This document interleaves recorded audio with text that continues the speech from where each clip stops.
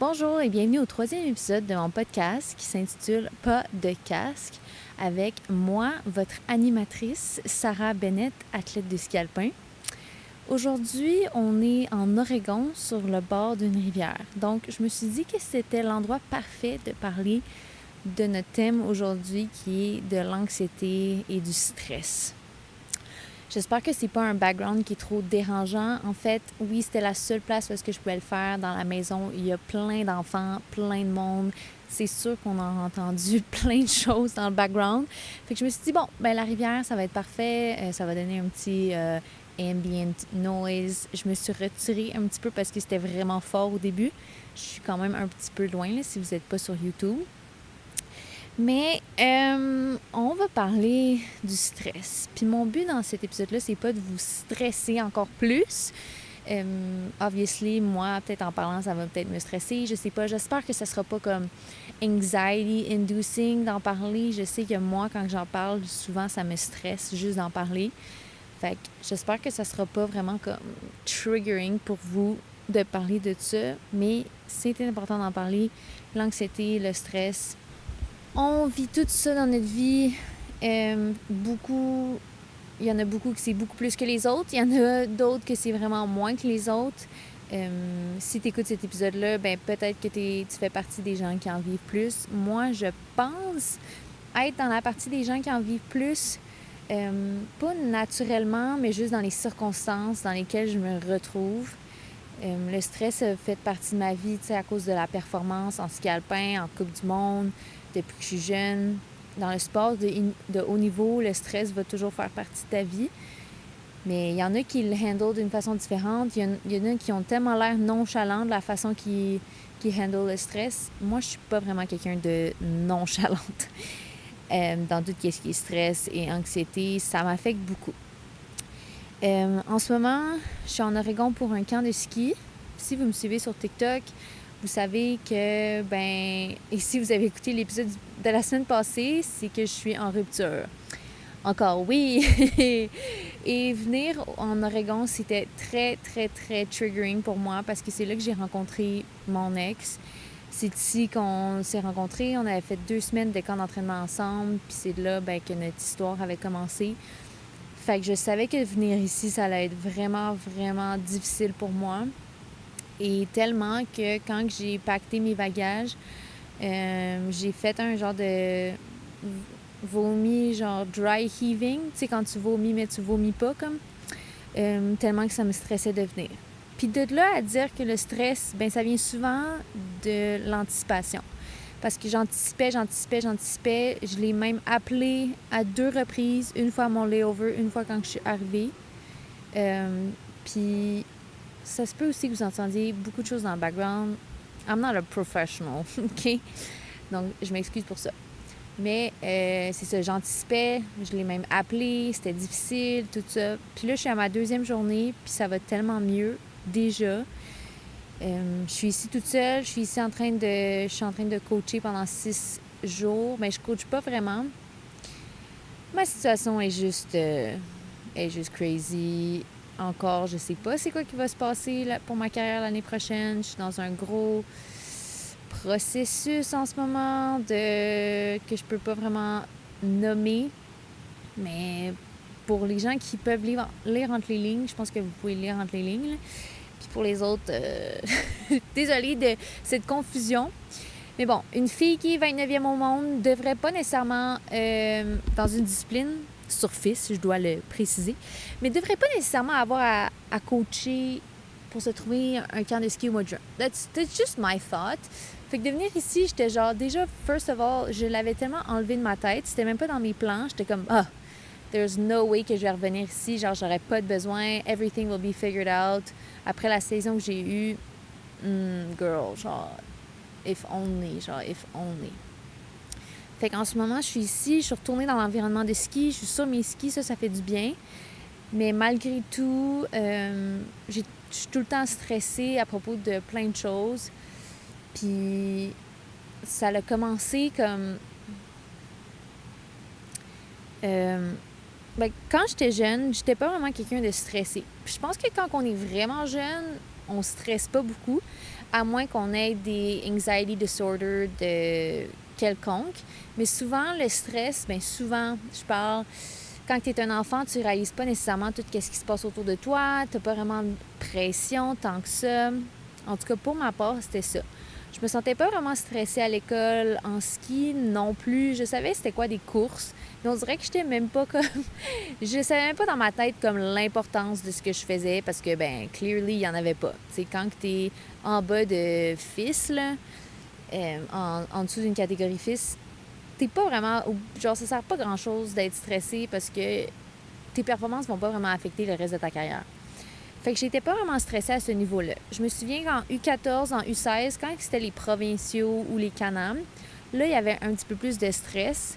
Mais même là, tu sais, c'est rien comparé à ce que je vis présentement. Puis j'avais juste comme plus de fun avec mes amis que d'autres choses. J'ai commencé vraiment... Là, quand je me souviens de la première fois que j'ai vraiment, vraiment stressé, là, au point où est-ce que... C'était la première nuit que je dormais avec mes écouteurs pour jouer un podcast. Puis ça, je me souviens vraiment c'était quelle nuit. C'était la deuxième journée que j'étais en Italie. C'était après la COVID. Puis c'était la chose la plus stupide au monde. On était en 2021. Puis moi, à ce moment-là, j'avais 20 ans. Puis je stressais à propos de mon permis de conduire. Ou peut-être que j'avais 19. Non, j'avais 19. Puis à cause que j'allais à l'école aux États-Unis, c'était difficile pour moi d'avoir mon permis de conduire à Québec. Tout ça, les cours, ils étaient encore en présence, OK, en 2019 ou juste avant la COVID. Fait que là, rendu en 2021, je l'avais pas encore.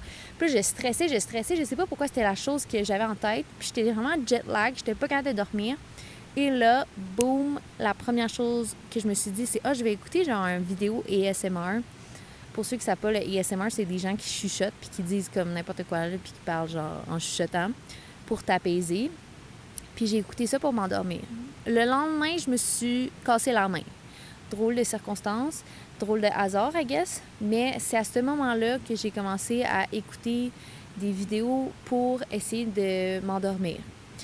Puis là, ben c'était pas tous les soirs, c'était juste quand j'étais vraiment stressée. J'écoutais sur YouTube souvent du ASMR ou un genre de podcast ou quelque chose pour m'endormir parce que j'étais littéralement tellement stressée dans mes pensées. Puis je sais pas après combien de temps ça a commencé à être quelque chose que je fais tous les soirs, sans exception. Puis ça, je suis vraiment ashamed de devoir faire ça. Je dors avec mes AirPods Max, c'est le meilleur achat que j'ai fait de toute ma vie, là, les AirPods Max. J'utilise tous les soirs, toute la nuit, puis tous les jours. Puis je mets un podcast, fait que là, j'ai mon eye mask, mon podcast dans mes écouteurs, puis je dors. Puis si je me réveille pendant la nuit, puis il n'y a rien qui joue, je recommence quelque chose. Puis ça, c'est difficile d'en parler parce que je trouve que c'est comme un peu du loser behavior, genre « Oh my God, Sarah, t'es pas capable de dormir, comme get a grip, genre fais juste te coucher. » Mais c'est à un point où est-ce que ma vie, après ce moment-là, a juste continué de devenir de plus en plus stressante. Puis, ben il n'y a jamais eu un moment où est-ce que je me suis dit... Je pense que ça fait 3 ans maintenant. Fait qu'en 2021, ça a commencé, c'était on and off. Puis à un moment donné, j'étais juste comme... C'était à tous les soirs. Comme une addiction. Dans le fond, tu commences un petit peu par petit peu. Puis là, boum! À un moment donné, tu peux plus t'en passer. Fait que c'était ça. Je sais pas ça fait combien d'années, honnêtement. Puis là, tu te dis, ah, Sarah, t'as 24 ans, tu dates du monde. Oui, effectivement. Souvent, ben en fait, il y a peut-être 95% du temps que je mets encore mes écouteurs. Si j'étais avec mon ex ou quoi que ce soit puis qu'on dormait, j'avais mes écouteurs. Oui, genre, t'as la fille à côté de toi qui met ses écouteurs pour essayer de dormir. I know, genre, c'est vraiment embarrassing. C'est vraiment embarrassing. Mais genre, je me couche puis mon cœur, il bat à 1000 à l'heure. Je suis pas capable de m'endormir à moins qu'il y ait quelqu'un qui me parle dans les oreilles pour m'endormir. Fait que là, on est encore là-dedans en ce moment. Par contre, les choses que j'utilise pour me déstresser dans la vie en général, je sais, là, on va dire « Oh my God, she's like everyone else ». Mais je fais du yoga. Puis j'essaie des fois, avant de commencer mon yoga, de faire 5 minutes de respiration. Puis genre, la majorité du temps, je réussis pas vraiment. Mais en yoga, souvent, je le fais en écoutant de la musique. Ça peut être de la musique relaxante, ça peut être de la musique électronique. Tu sais, t'es pas obligé d'écouter de la musique nécessairement de méditation quand tu fais du yoga. J'aime faire du yoga parce que ça me centre vraiment sur mon corps, puis ma respiration, puis tout ça. Puis j'aime pas vraiment faire comme du static stretching. Fait que le yoga, ça m'aide beaucoup. Je sais pas à quel point ça m'aide par contre. Mais admettons, hier, en après-midi, je me suis mis justement à côté de la rivière, puis j'ai mis mes mains comme sur mes genoux, puis j'ai juste pris genre, je pense que c'était 7 minutes que j'avais fait, 7 minutes de juste respirer, puis comme prendre... J'étais dans un petit coin où est-ce qu'il y avait du soleil, fait que je focusais juste vraiment sur la chaleur qu'il y avait sur mes mains. Puis se focusser sur une sensation, ça, c'est quelque chose qui peut vraiment aider quand tu es stressé. Souvent, on entend la chose comme « regarde 5 choses, sens 5 choses, entends 5 choses ». Je sais pas si c'est 5 ou whatever. Mais tu sais, de retourner à tes sens. Fait que pour moi, la méditation puis le yoga, tu sais, ça me fait un peu sentir comme ça puis décompresser pendant le 30 minutes que je le fais. Puis après ça, boum, ça revient tout de suite après. Mais avant, c'est quelque chose que j'utilise un peu dans les courses, puis j'en parlerai un petit peu après. Mais pour revenir au ski, j'ai jamais vraiment aimé courser. Moi, j'étais tout le temps quelqu'un qui adorait l'entraînement. J'étais comme, oh my god, on est en training, c'est tellement le fun, c'est tellement le fun. J'étais tellement hâte de faire du training. Puis là, c'était les courses, puis c'était comme, oh my god, faut que je fasse une course, faut que je sois stressée, genre, il faut que je monte mon meilleur ski, tu sais. J'avais pas vraiment d'anticipation positive pour les courses. Ça me stressait, puis j'associais vraiment le stress à quelque chose de négatif. Fait que ça l'aidait pas vraiment comment que je voyais ça, tu sais. C'est sûr que si tu vois ça en quelque chose de négatif, ça va pas te tenter. Puis je sais pas c'est quoi vraiment qui a fait le changement, mais avant ce changement-là, je laissais vraiment trop la pression m'affecter au départ. Fait que là, encore plus que j'étais stressée, que j'aimais pas ça, j'avais beaucoup de pression, puis cette pression-là est venue financièrement. Si vous me suivez sur TikTok, vous savez que je suis tout le temps en train d'essayer de trouver des commanditaires, je suis tout le temps en train de trouver de l'argent. Parce que, oui, dans le monde du ski, on est très privilégié, mais comme à un certain niveau. Puis moi, je l'ai su quand même assez rapidement que si je voulais continuer le ski, il fallait que je performe parce que c'était un investissement pour mes parents. Fait qu'à ce moment-là, quand que je performais pas en ski, c'était comme, je vais pas pouvoir continuer. C'est quelque chose que je peux pas vraiment nécessairement faire juste pour le fun, sans pression, parce que si je performe pas, je vais pas pouvoir continuer parce que mes parents, ils peuvent pas se permettre de mettre autant d'argent dans quelque chose qui va pas nécessairement être pour mon futur. Fait que j'avais vraiment ça en tête pendant longtemps, pendant que mes parents ils payaient pour mon ski. Ça, c'est surtout pendant mon temps à l'équipe du Québec. C'est là que ça commençait vraiment à être cher, puis là, si je performais pas, c'était comme, on repaye-tu encore l'équipe du Québec l'année prochaine? Ou comme, t'as-tu fini? T'es-tu assez bonne pour continuer? Ça vaut-tu la peine? Fait que ça m'a rajouté vraiment, vraiment beaucoup de pression. Puis quand j'étais au départ, je pouvais pas m'empêcher de penser à ça. Il y a eu un déclic pour moi ma dernière année sur l'équipe du Québec. Puis beaucoup de gens autour de moi l'ont vu parce que je me suis mis à performer vraiment à un autre niveau. C'était après que j'étais revenue de ma blessure de main. J'étais en camp d'entraînement, puis là, j'ai réalisé que comme, OK, là, it's my time to shine. C'est vraiment mon moment, c'est ma saison. Puis j'étais juste arrivée dans la saison, je pense, avec un mindset différent. J'avais manqué une bonne partie de la saison d'avant à cause que je m'étais cassé la main. Fait que là, j'étais juste plus grateful, je pense, de revenir, puis de savoir que, comme, en revenant de m'avoir cassé la main, j'ai eu des performances qui étaient quand même bonnes. Puis là, j'étais comme, oh, OK, ça peut être une bonne saison pour moi. Fait que j'ai eu ce déclic-là. Par contre, c'était soit que je performais super bien ou que j'avais genre des gros breakdowns puis je faisais juste des DNF. Fait que c'était soit je gagnais ou j'étais sur le podium ou je faisais un DNF cette saison-là. Puis c'est sûr que le stress, il m'affectait. À un moment donné, j'étais en GS, là. J'étais première, je leadais par 0.7 devant, si vous connaissez, Brit. Je la battais là, constamment. Puis là, j'étais quasiment une seconde en avant d'elle à la première run. Puis la deuxième run, j'ai DNF. Puis ça, je m'en suis souvenu là, pendant des semaines et des semaines d'avoir fumble ce win qui était littéralement quasiment genre garanti pour la deuxième run. Mais c'est des moments comme ça qui m'affectaient tellement, puis je sentais tellement la pression, puis je stressais, mais je savais pas comment vraiment le vivre parce que c'était pas dans une situation dans laquelle je m'étais jamais retrouvée. De l'idée une Noram ou de l'idée une course après la première manche, d'être ici en avant, d'avoir la pression de faire l'équipe nationale, tout ça. C'était pas vraiment quelque chose... C'est pas quelque chose que tu vis quand tu es plus jeune nécessairement. Tu l'apprends quand tu le fais, puis il y a des gens que ça leur prend un peu plus de temps à naviguer, puis moi, ben c'était ça. Cette année-là, j'avais aussi mes premières Coupes du Monde.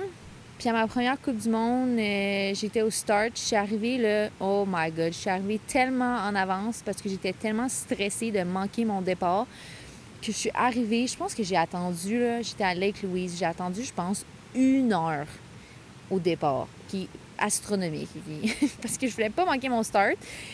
Fait que là, j'étais tellement stressée. J'étais comme, oh my God. En plus, c'était en Super G. For real. Qui m'a laissé faire ça? Moi-même. J'ai dit oui. Mais en même temps, c'était un bon apprentissage. J'ai fait un gros DNF. Mais je sentais que j'avais bien skié, que je m'étais bien comme lancée, mais c'était quelque chose que j'avais vraiment jamais vécu. Of course, ma première Coupe du Monde. La deuxième, ensuite, c'était encore pendant la COVID. Ben, c'était en 2000... Y avait-tu du monde? Je me souviens plus si à ma deuxième Coupe du Monde, il y avait des foules. Je pense qu'il y en avait pas encore. Je pense que c'était en 2022. Ouais, en 2022, il n'y avait pas encore de foule aux Coupes du Monde, si je me souviens bien. Fait que j'avais pas vraiment l'ambiance de Coupe du Monde. Ça filait plus comme une course fils. C'était vraiment not that deep. Je sais pas comment, j'étais pas stressée à cette Coupe du Monde-là. C'était à Kranjska. En plus, on partait dans le départ des hommes. Fait qu'on partait dans le haut du pitch qui était tellement à pic. Puis je me sentais tellement bien. Puis justement, j'étais avec Britt, on était dans les chaises. Puis les deux, on a quasiment manqué notre start parce qu'on comprenait pas comment les intervalles fonctionnaient. Puis j'étais pas vraiment stressée. J'étais vraiment juste là comme pour l'expérience. Puis j'ai quasiment fait un top 30. Je suis arrivée 38e à cette course-là. Fait que I wish I could go back and be that girl. Puis d'y aller sans conséquence. Mais c'est après, la saison d'après, j'étais pris sur l'équipe nationale. Puis là, ben, les Coupes du Monde étaient beaucoup plus normales. Puis là, on avait comme Solden. Oh my God. Tu regardes Solden à la télé, là, quand tu es sur tes skis, ça n'a aucun rapport. J'étais dans les chaises, j'ai regardé dans les chaises, je me retourne, je regarde le pitch, je fais oh. OK, je m'apprête vraiment à aller skier là-dedans. Là. What the hell is that? Puis là, j'avais vraiment peur. Puis là, je voyais l'ampleur puis la pression monter parce que les filles autour de moi, ben ils performaient, puis moi, non. Puis j'avais beaucoup d'attentes à ce moment-là. En termes d'entraînement aussi en Coupe du Monde, quand tu es sur une équipe de Coupe du Monde, j'étais pas nécessairement sur l'équipe de Coupe du Monde, mais oui, techniquement, à ma première année sur l'équipe nationale. Puis les entraînements, c'est vraiment un step forward. OK? C'est genre, tu t'entraînes dans des murs de glace, t'es là, puis t'es comme, oh my God, tu vois rien. Puis les entraînements, ben ils commençaient à me stresser. Puis là, j'aimais plus tant ça m'entraîner, puis j'aimais plus tant ça courser. J'étais comme, OK, là, dans le fond, je suis dans un environnement où est-ce qu'il faut tout le temps que j'aie peur. Puis j'en ai parlé souvent avec des entraîneurs qui disent que, mettons, chez Frin, je pense qu'elle s'entraîne dans des environnements faciles pour elle, je pense, 30% du temps. Puis ça, c'est important. Puis ça, ben je l'avais pas vraiment fait. Fait que là, on arrivait dans des entraînements où est-ce que j'avais peur, puis là, je performais pas super bien dans les entraînements, puis là, ben ma confiance était juste à terre, puis là, j'étais tout le temps stressée. Puis ensuite, je me suis blessée. Après ça, en revenant, ben il y avait la pression les coachs m'ont dit après ma blessure, bon, ben il faut que tu performes, sur la Coupe du Monde. Mais genre, tu reviens de blessure live. Mais genre, faut que tu performes sur la Coupe du Monde. Puis là, j'étais comme, what? Puis ben c'était à ce moment-là que, en revenant de blessure, j'avais vraiment peur. Puis j'étais vraiment stressée de me blesser. Puis avoir peur de se blesser, c'est comme un gros stress, je pense, pour beaucoup de skieurs. De « Oh my God, quand je vais y aller, genre, je vais me blesser. » Puis tu t'imagines le pire scénario, surtout en revenant de blessure. Puis ensuite, l'année dernière, j'étais stressée, oui, mais genre, pas vraiment. Je savais plus ce que je faisais, j'avais mal au dos, j'avais plus d'expectations, je gagnais rien, je skiais pas bien. Fait que genre, à un moment donné, quand t'es dans un rut, le stress, il vient pas vraiment. Quand je parle de l'année passée, je pense de 2 ans, excusez, pas la saison d'avant, pas la saison qui vient de se passer, l'autre d'avant.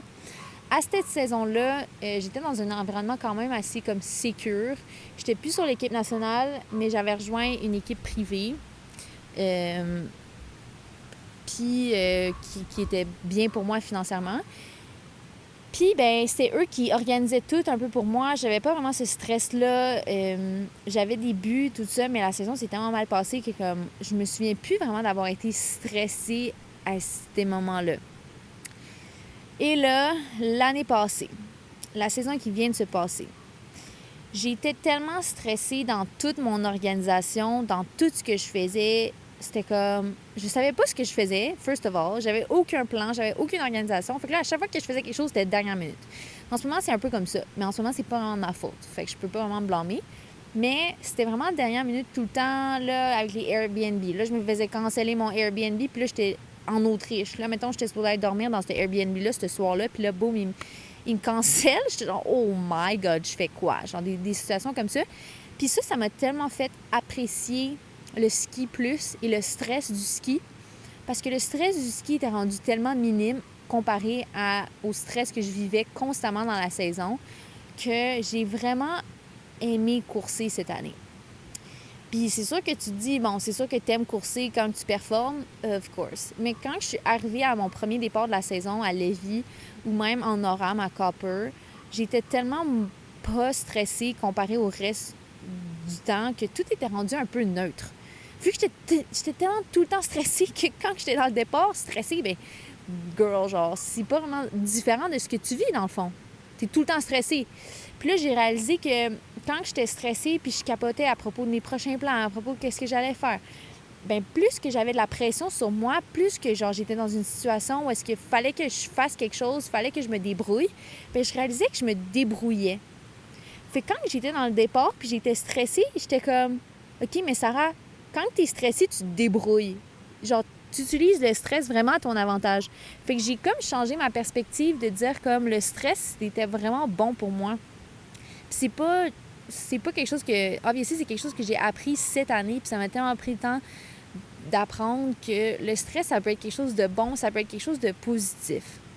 C'est sûr que quand je dis ça, je parle pas des crises d'anxiété, de moi qui vomis quasiment avant de faire mes valises. Ça, c'est extrême. Par contre, de voir le stress dans quelque chose qui t'aide, cette année, pour moi, c'est quelque chose que j'ai vraiment embrace. Une autre tactique de quand j'étais dans le départ, c'est de sentir ce stress-là, oui, mais aussi d'être dans un environnement ou dans un esprit méditatif. Puis ça, j'en ai parlé sur TikTok après ma première victoire, que aussi, même avant que la saison commence, j'ai dit, cette année, mon plan, je l'ai établi, mon plan mental. Puis ça va être de rien penser au start. De ne pas laisser aucune pensée, de ne pas laisser le stress, de ne pas laisser quoi que ce soit rentrer dans ma tête et essayer de me convaincre de quelque chose que je suis pas obligée de me convaincre. Je suis pas obligée de me convaincre que ça va bien aller, que ça va mal aller, que ça va... On ne sait pas qu'est-ce qui va arriver au start. Puis des fois, on essaie de le contrôler, mais on le sait pas. Puis quand je suis dans un élément ou dans un esprit méditatif, je réalise que c'est moi qui contrôle tout autour de moi. Je contrôle comment que je me sens pour vrai. Puis ça, c'est dans un stress contrôlé, of course, pas une crise d'anxiété ou quelque chose comme ça, mais j'ai réalisé ça, fait que je me suis dit, mais pourquoi que j'essaierais pas d'être dans un esprit vraiment calme où est-ce que je suis dans le départ, genre j'ai la vision qui commence à blur, puis je pense tellement à rien. Genre vraiment, là, je sais même pas comment l'expliquer, c'est vraiment un esprit méditatif. Tu regardes un peu dans le vide, puis il y a rien qui se passe dans ta tête. Puis ça, c'est un esprit que je suis capable d'aller chercher juste au départ, que j'ai réalisé. Comme live, je serais capable de le faire, mais je me dirais, c'est pas important de le faire live. Quand je suis au départ, je réalise que c'est ça qu'il faut que je fasse puis que je suis capable de le faire. Ça part par contre du départ en Oram. Le départ en Coupe du Monde, cette année, c'était aussi... Il y avait tellement d'éléments qui venaient là-dedans que je me sentais tellement comme pas à ma place, pour plein de raisons. Puis il y a tellement de choses externes qui faisaient en sorte que quand j'étais au départ, j'étais pas capable d'exécuter ce plan mental-là. Puis ben ma saison prochaine, mon but, ça va être de pouvoir exécuter mon plan mental en Coupe du Monde sans laisser toutes les choses externes vraiment m'affecter. Puis le fait que tu as une caméra dans ta face quand tu es au départ, ça, c'est quelque chose que... Ouais, comment que t'ignores ça? Tu sais, le fait que comme tu as 25 coachs juste à la première gate, que tu as tellement de monde en bas qui te regarde, que tu as le Canada qui te regarde sur CBC, même si genre personne ne regarde parce que tout le monde est couché. Mais juste des choses externes, des facteurs où est-ce que je me dis, OK, ça m'affecte. Il faut que je réalise comment pas que ça m'affecte parce que c'est toutes des choses qui rajoutent beaucoup de stress. Mais cet esprit méditatif-là, je pense que je devrais aller le rechercher plus souvent, mais que je trouve pas vraiment l'importance. Comme tu te dis, ben Sarah, si tu es capable de le faire à un départ de course, tu devrais être capable de le faire avant d'aller te coucher.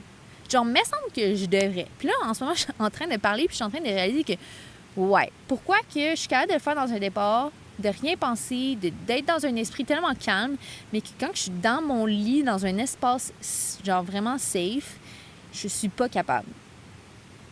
Ça, c'est une excellente question que tu te poses toi-même en ce moment, Sarah, et peut-être que ce soir, je vais l'essayer. Sûrement pas. Mais un jour, guys, we'll get there. Aussi, le stress que j'ai vécu l'année passée, je pense pas que je vais ever recover. Puis là, en ce moment, on était au 1er juin, puis je feel que je le vis encore. Puis ça, ben, c'est sûrement parce que mes circonstances n'ont pas vraiment changé. Il faut que je change de plan et toutes les autres choses. Mais comme j'ai fini la saison, puis 2 minutes plus tard, j'étais encore stressée pour la saison prochaine. Puis à chaque année, à chaque fois qu'on fait quelque chose, on augmente nos expectations sur nous-mêmes, puis on en veut plus, puis ça amène beaucoup de stress, ça amène beaucoup d'expectations, puis je sais pas si dans ma vie, à un moment donné, je vais être capable d'arrêter ça jusqu'à temps que ma carrière de ski finisse. Puis il y a beaucoup de gens qui disent quand ils prennent leur retraite que genre pour la première fois de leur vie, ils réalisent à quel point la ligne des émotions est moins haute et basse, qui est vraiment plus comme dans le milieu. Puis je me demande, moi, si ça va arriver un jour. J'espère que ça va arriver aussi pendant ma carrière. Mais tout ce qui vient dans la performance vient avec énormément de stress parce que, obviously, tu te bats tout le temps pour ta place, tu veux tout le temps le meilleur résultat, tu te mets tellement de la pression, puis quand tu arrives dans le top 30, ben là, tu vas arriver dans le top 15. Quand tu arrives dans le top 15, ben là, tu vas arriver dans le top 10. Puis après ça, dans le top 10, tu te dis, il faut que je gagne. Puis si tu gagnes pas, ben, il y en a juste une fille qui va gagner. Puis si t'es pas Mikaela Shiffrin, ben, bonne chance, tu sais. Je me demande justement, elle, si elle stresse dans sa vie. Honnêtement, moi, si j'étais elle, je serais méga, méga relax. Malgré que je sais qu'elle vit ses propres issues, de toujours gagner. Ben après ça, tu te dis, ben là, il faut toujours que je gagne. Fait que c'est comme un cercle vicieux, puis ça l'arrête jamais. Mais tout ça pour dire que le stress, c'est tout le temps quelque chose qu'on va vivre, puis c'est tout le temps quelque chose qui va être dans notre vie à un extrême ou moins extrême, dépendant de ce que tu fais. Puis là, en ce moment, je stresse énormément pour mon futur.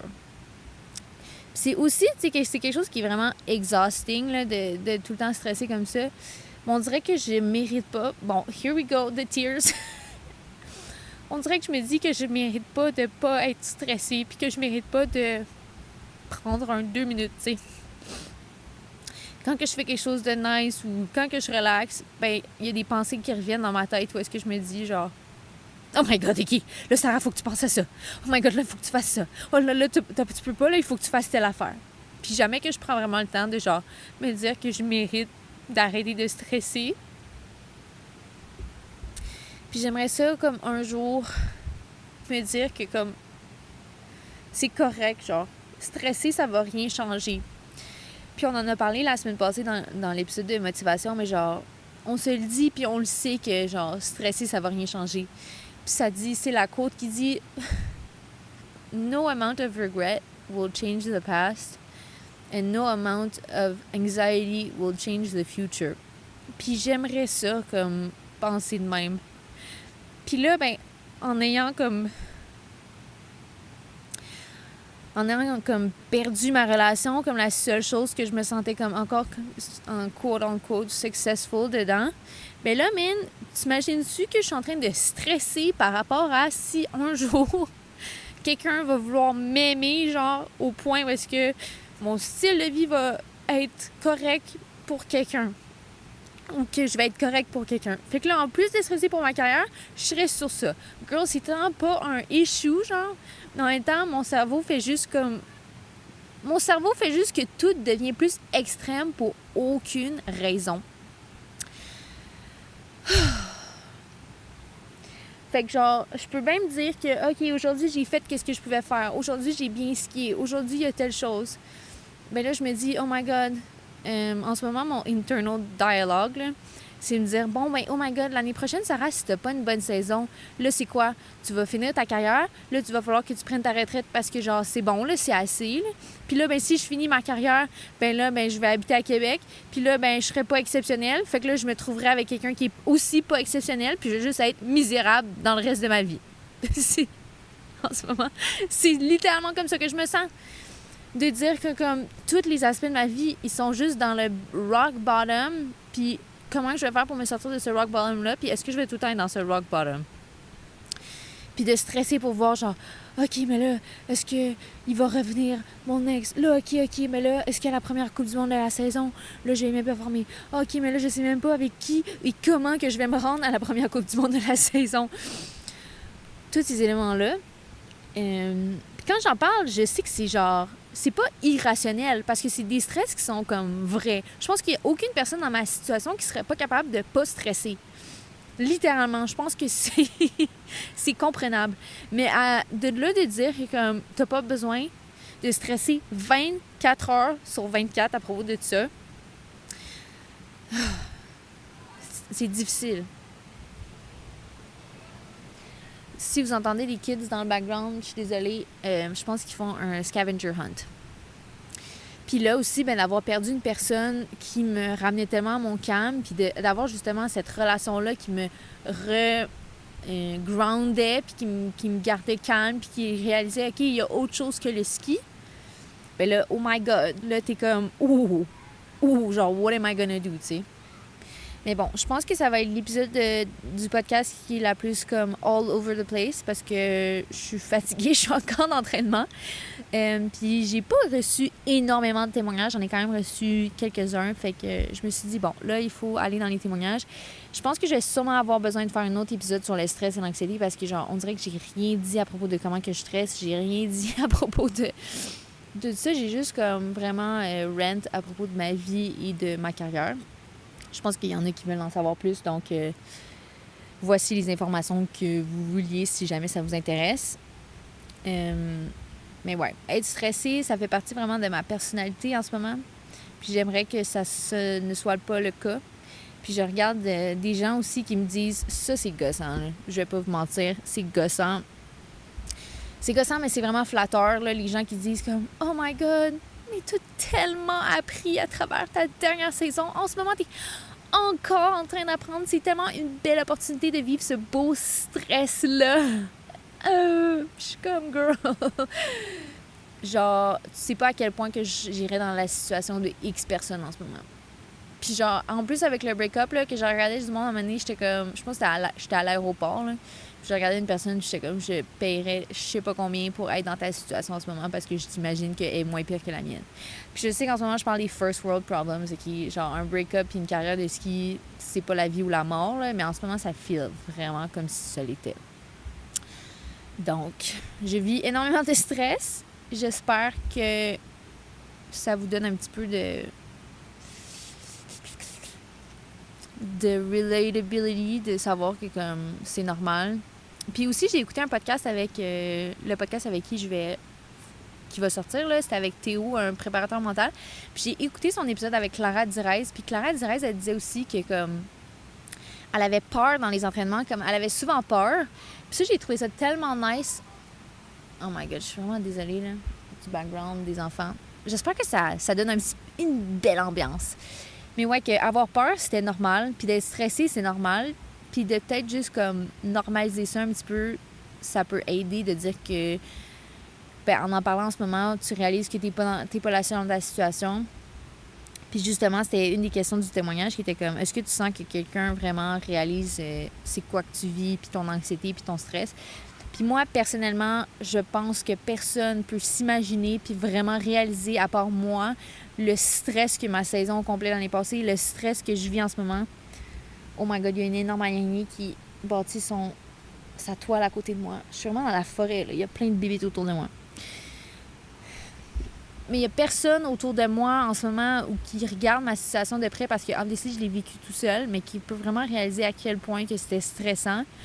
Puis ça, des fois, c'est isolant de penser de même puis de se dire, bon, mais personne ne peut comprendre, je suis toute seule là-dedans. Tu sais. Fait que d'en parler puis de se sentir un petit peu moins seule dans notre stress, ben, je pense que ça peut aider. Bon, je vais aller dans les témoignages, là. I will stop cackling. Bon, on a une première question, par contre, qui dit « Comment tu gères ton stress dans le start gate? » Bon, ben ça, c'est vraiment quelque chose que j'ai parlé tantôt, là. Mais je voulais vraiment reiterate que je prends le stress de performance. Fait que tout ce qui est stress de performance, je le vois comme quelque chose qui m'aide. C'est quelque chose qui est là pour m'aider. T'es pas stressé pour aucune raison dans le stress. Ça t'aide à performer. Tes sens, ils sont plus comme pointus, aigus. Je sais pas comment l'expliquer, là, le bon mot. Mais tous tes sens sont un peu plus... Je suis pas médecin, là, mais genre, j'ai déjà écouté des épisodes, justement, qui parlaient du stress ou des émissions, puis ça disait que, comme, le stress, ça vient pour vraiment, comme, allumer tes sens.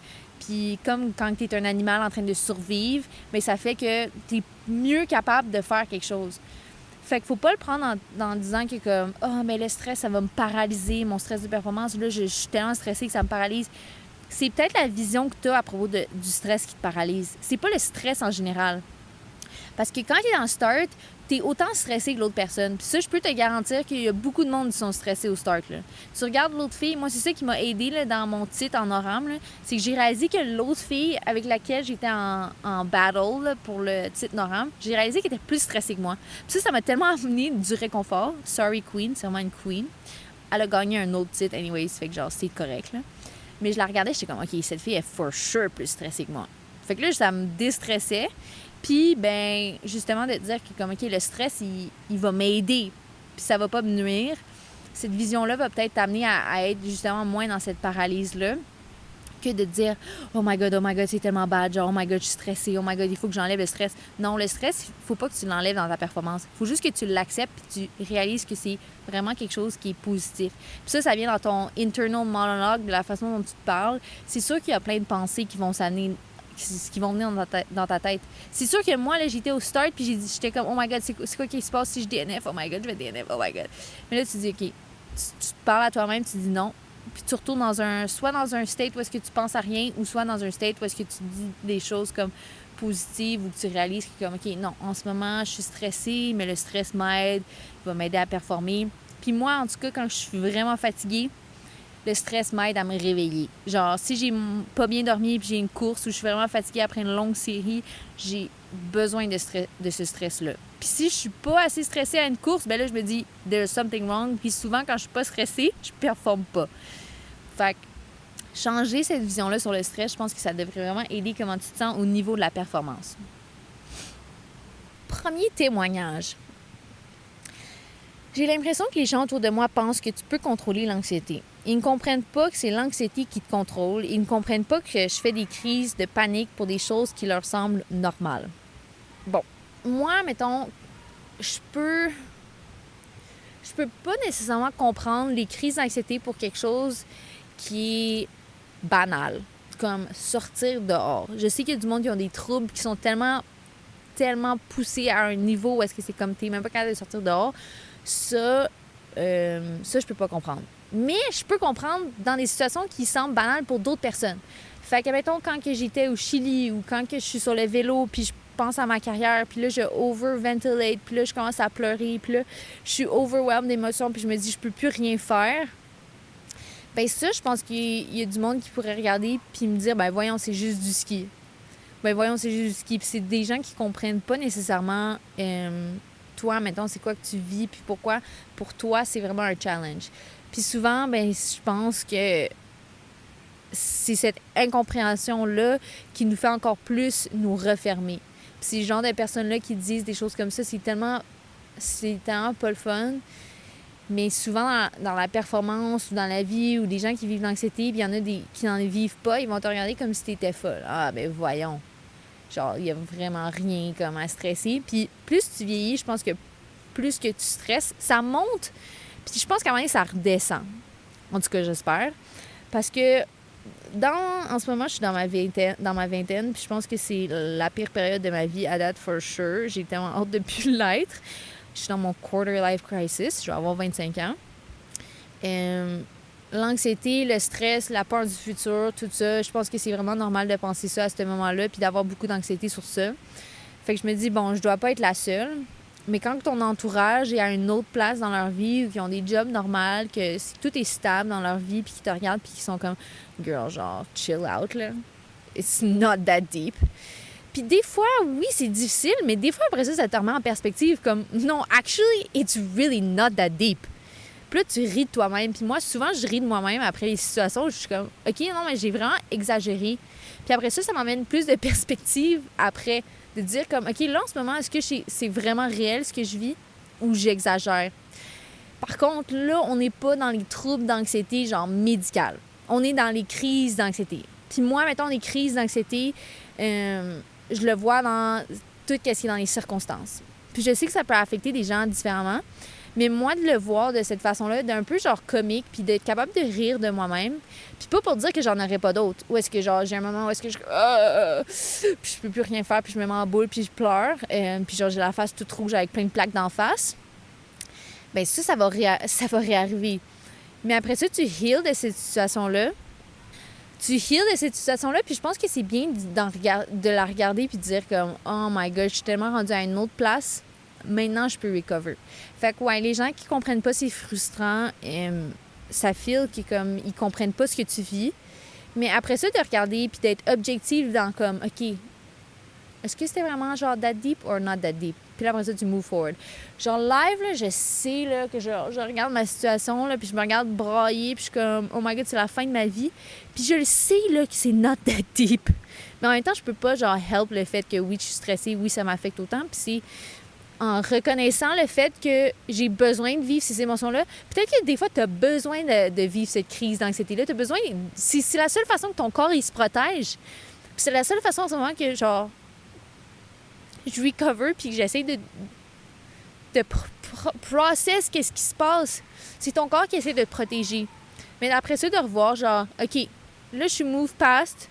Puis là, je me dis, wow, cette fille, c'est tellement loser. I'm so much better. Puis là, ben, de plus en plus que les situations vont arriver ou s'il y a d'autres crises dans le futur, ben, peut-être qu'ils vont durer moins longtemps ou tranquillement pas vite, ça va être moins vite.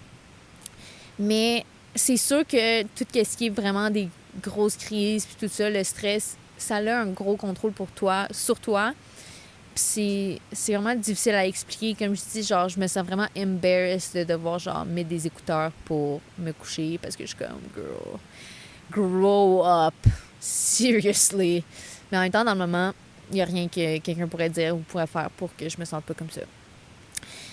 Ensuite, elle rajoute que lors des périodes plus stressantes, j'ai de la misère à dormir parce que je suis en train de overthink. Après, je me dis que je dois dormir pour pas être fatiguée, mais je suis pas capable. Je deviens encore plus stressée parce que je veux pas être fatiguée le lendemain. Mais c'est un cercle vicieux. Dans la vie de tous les jours, je suis une personne positive, mais lorsque je suis stressée, j'ai l'impression de pas être assez bonne, de pas prendre des bonnes décisions, que je gaspille mon temps à faire ce que je fais. Ça, le stress, on en a parlé la dernière fois avec l'histoire de l'insomnie, là tu te couches, là t'es tellement stressé, puis là t'es comme oh my God, je stresse tellement, mais là il faut que je me couche. Ça arrive souvent dans les performances. Puis ça, avant les performances importantes. Puis il y avait quelqu'un d'autre aussi qui en avait parlé. La veille d'un examen scolaire important, il m'arrive de dormir très mal car mon cerveau pense à ce que j'ai étudié, mais le mélange avec des choses qui n'ont rien à voir. C'est un feeling comme quand tu as de la fièvre, donc j'angoisse et je dors pas bien et c'est impossible de lutter contre. Il y a une chose qui m'a vraiment aidée puis que I wish que j'avais utilisé plus. Puis j'ai écouté un podcast sur ça, justement sur le sommeil. Puis j'avais lu un livre sur le sommeil qui s'appelait Why We Sleep. Très bon livre. Mais maintenant, ils ont sorti d'autres research à propos de ça. Puis ça s'appelle le sleep banking. Puis ça, dans le fond, c'est que c'est normal avant quelque chose qui est important de pas bien dormir. Genre, les studies, ils show ça, là, c'est normal de pas bien dormir avant une performance, avant quelque chose d'important.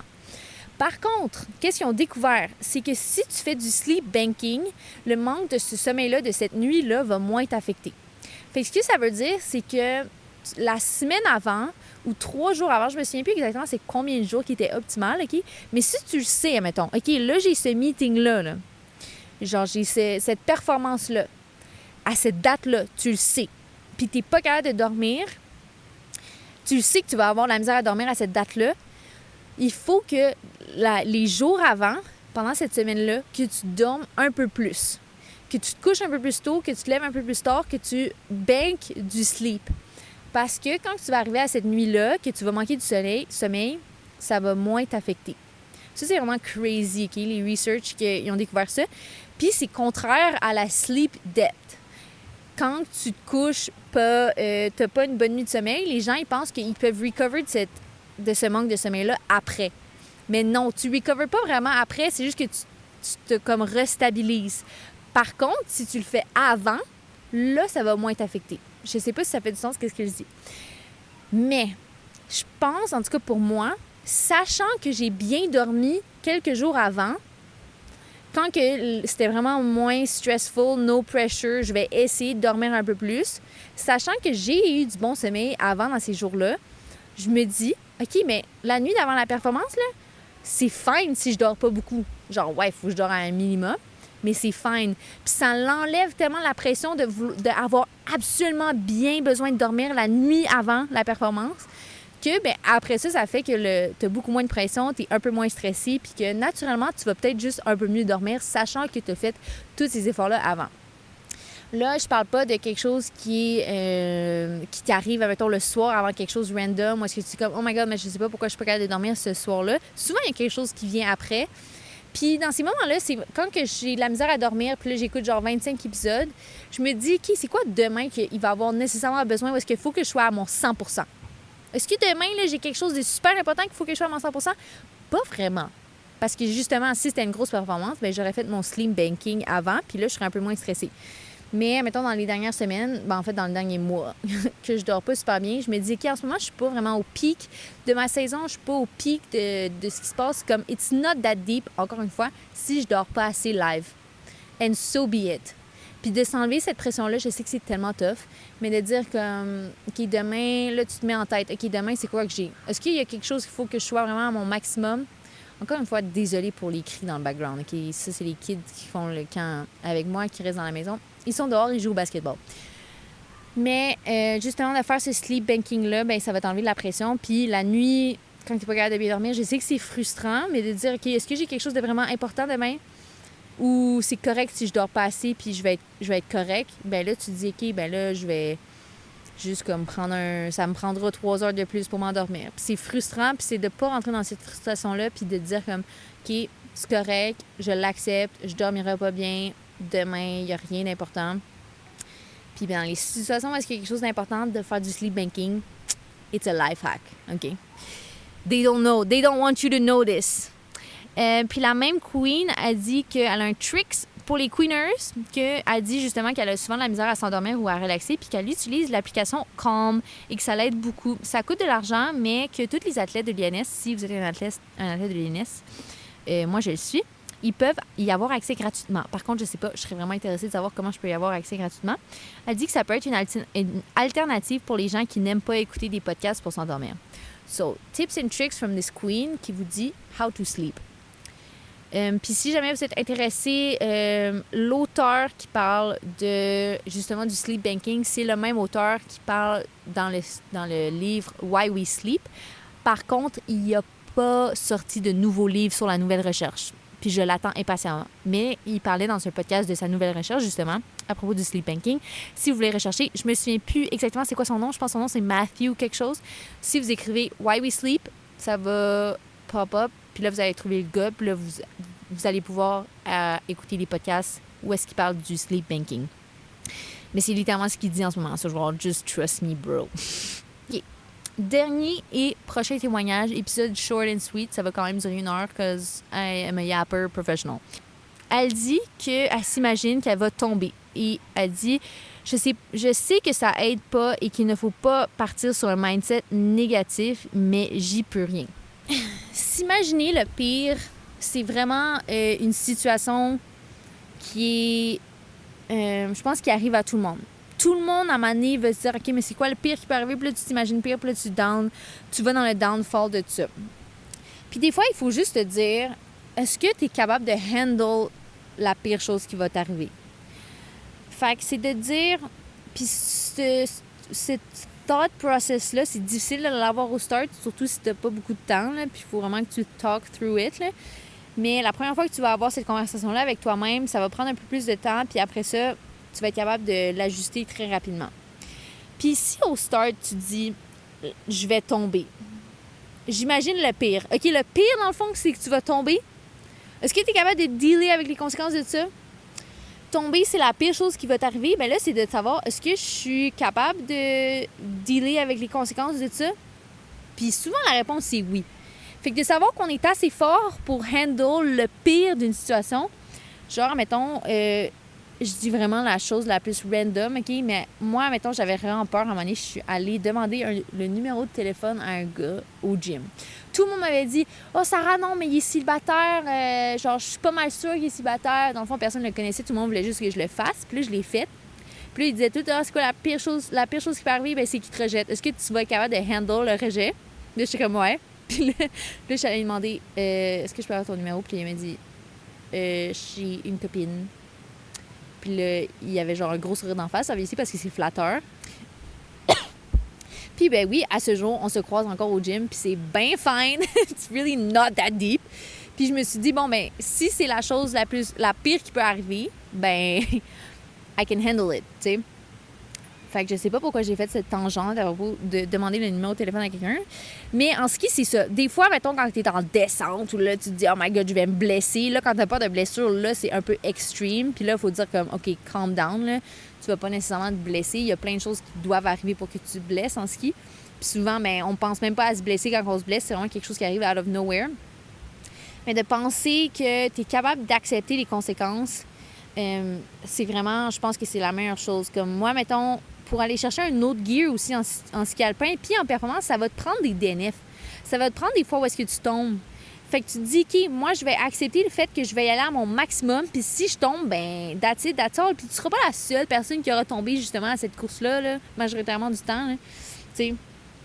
Mais avoir des pensées négatives en performance ou en haut d'une course ou en haut d'un entraînement, c'est super normal. Mais après ça, il faut que tu rationnes. Faut que tu dises, est-ce que c'est irrational ou c'est actually rational de penser de même? Puis est-ce que je vais être capable de recover ça? Genre, mettons, quand j'étais à Killington, il y a 2 ans, j'étais littéralement pas prête. Mes skis étaient vraiment mal faits. Puis j'ai fait Killington en GS, puis j'étais genre 8 secondes out. Ça, c'est genre le pire moment de ma carrière, je pense.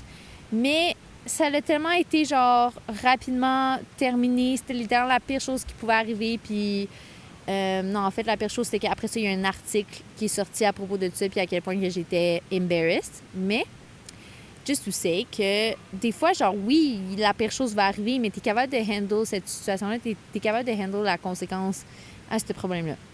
Fait que d'avoir ce dialogue-là dans ta tête, de dire j'ai peur, ben ça, c'est normal. Mais après ça, tu te dis j'ai peur, si je tombe, c'est-tu normal? Est-ce que c'est correct? Est-ce que je vais survivre? Oui, je pense que tu vas survivre. Maintenant, on passe à autre chose. OK? On passe à autre chose. Tu as eu le dialogue, tu as parlé, tu as raconté tes peurs, puis tu passes à autre chose. Donc, j'espère que ça l'a aidé. Encore une fois, je suis encore insécure à propos de mes podcasts parce que mon cerveau va absolument à toutes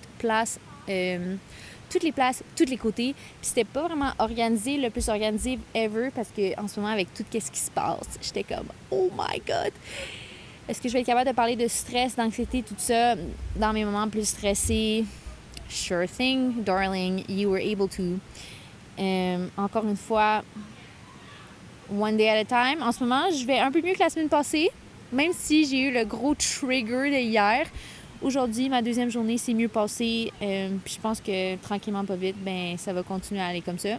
Pour tout ce qui est du reste, rien n'est jamais garanti. C'est difficile de l'accepter. Hopefully, cet épisode-là t'a pas trop stressé. Je t'envoie des ondes positives. Love you. Et je te donne 15 secondes du bruit de la rivière dans le background avec moi si tu veux prendre une grande respiration.